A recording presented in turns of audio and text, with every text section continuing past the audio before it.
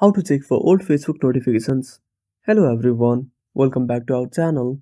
So let's dive right in without wasting any time. Also make sure to watch this video till the end.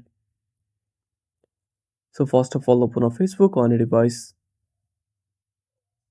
Now tap on three lines at the top right corner. Now scroll down and tap on settings and privacy. Then go to settings.